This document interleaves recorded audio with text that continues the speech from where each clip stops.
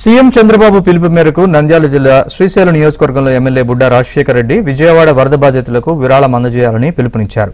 దీంతో పెద్ద ఎత్తున నియోజకవర్గం ప్రజలు సీఎం సహాయ నిధికి 2,22,40,749 రూపాయల చెక్కును సీఎం చంద్రబాబుకు అందజేశారు.